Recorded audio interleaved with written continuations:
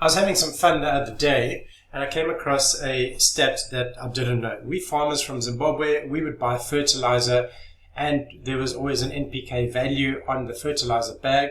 One thing I didn't realize is that on the bag, it's only a percentage of the whole bag that has that nitrogen, phosphorus and potassium in it. So that got me thinking. So here's a bag of fertilizer that I used to buy, and what I realized quite quickly is that in this bag, if there's a 232 as an example, there's only 40 grams of nitrogen in this whole bag, 40 grams of nitrogen per kg, if this is a 1 kg bag. 40 grams of nitrogen, 60 grams of P, and 40 grams of K. So that got me thinking. I was like, how much NPK value is in Comfrey? All right. So that led me to have a look at some other options. So of course, AI was telling me that Comfrey approximately has a 315, 3% nitrogen, 1% phosphorus, and 5% potassium. Okay. I wasn't satisfied with that, and I had a look at a YouTube video. This lady over here, Science versus Hype, Comfrey fertilizer, very, very good video and very educational. But it got me thinking. I needed to find more. So I wanted to understand a little bit about what's actually been documented out there. And so we can see from this particular analysis that Comfrey had some calcium in it, it had phosphoric acid, it had potash. There was a lot of other things in Comfrey, but this one also told us that there was vitamin B12 and that it was good for pigs to eat as well, good for chickens as well, cows and sheep. So I was like, okay, there's a lot of stuff in Comfrey, but it wasn't giving me any real data yet, just kind of approximations. I found this article and this document that talks about Henry Doubleday and talks about Lawrence Hills and what they did early days when they discovered Comfrey and how they did some tests on Comfrey. And of course, we can see some stats over here, which was really interesting. And of course, they were talking about cultivation. They were talking about also giving it to animals and its medicinal uses as well. All right. Then next up, I found this documented article. And this one was very interesting because this told us that Comfrey had a lot of other elements in it as well, which was great. Then I found this article by Alberta Urban Garden, and I had a look at their full lab report over here. And this full lab report had some very interesting data about Comfrey that they grew and the yields as well. Tons per acre, look at this, 10.7 tons per acre in California when they did this this option. But of course, we're also looking at England and Germany over here. And Kenya, this is a neighboring country in Africa, Central Africa, only had 1.7. And of course, they talk about why it was only 1.7 as well. There was a type of beetle or a worm that was eating the Comfrey from underground. So the roots weren't able to fully integrate. Okay, so what I did is I took all of the information, and I'm probably only showing you maybe a tenth of what I was going through and what I found, and I put it into a document for us. Okay, so I've called it the Comfrey NPK Guide, and in here I'm just saying that it is for gardeners and it is for data that I have recovered from all over the World Wide Web, and I wanted to understand it a little bit better. Why Comfrey?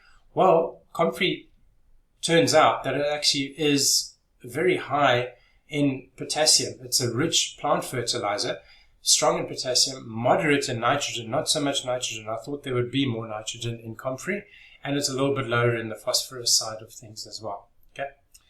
Then let's have a look at some stats of documented Comfrey tests, and we need to also consider that sometimes the leaves are wilted, and they do wilt quite quickly. When I've taken the Comfrey off of the plant, probably within about 15 to 20 minutes, it is a wilted leaf then. It's not that fresh anymore.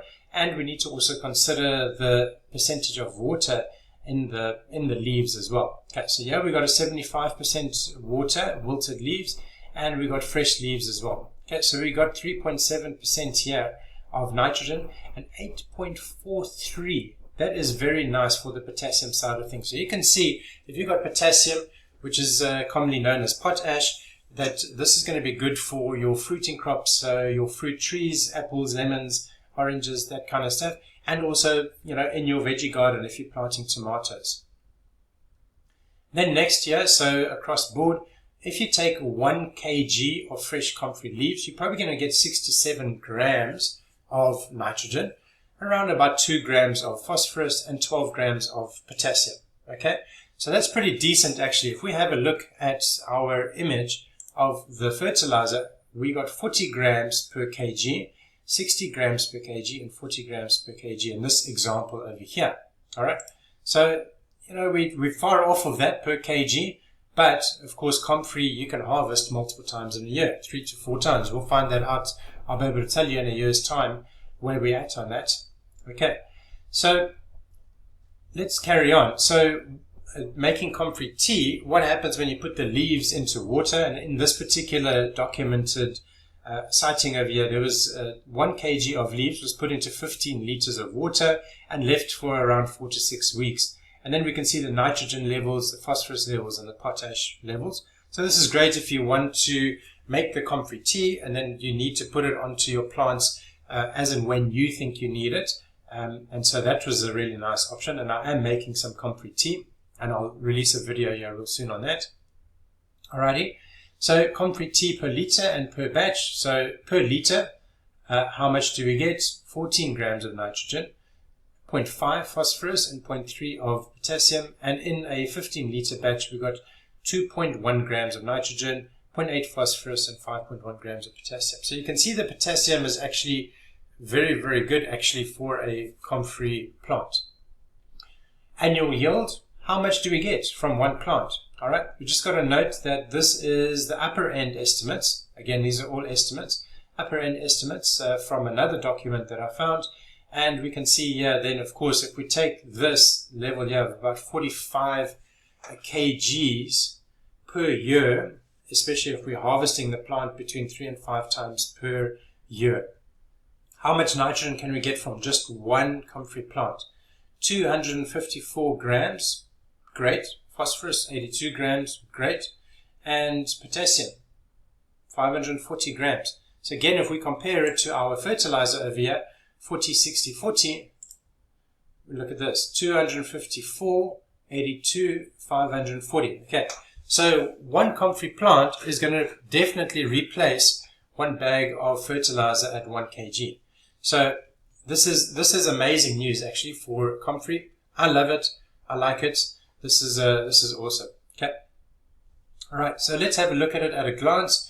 1 kg fresh leaves. How much nitrogen do we get? Phosphorus, potassium. In the tea per liter, tea in a 15 liter batch, and in a mature plant, how much do we actually get in a year? This is amazing. 540 grams per year from one comfrey plant of potash. That's a huge saving. Okay, it's easy to do the maths.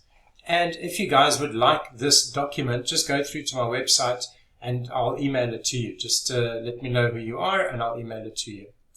Alrighty, so potassium is really good for your tomato plants, again, your fruiting crops as well. And of course, here we've got some key takeaways. Very nice document. If you want it, just go through to my website and you can download it for yourself. All right, this is based on my research and it's based on me using AI to gather all of the information together into one place and then creating this document. It was a lot of fun, and of course the sources are on the World Wide Web as well. Okay, thanks guys, that's it for this video. Very interesting. Let me know what you think about comfrey after this, and will you use comfrey to replace fertilizer? Alrighty, ciao for now.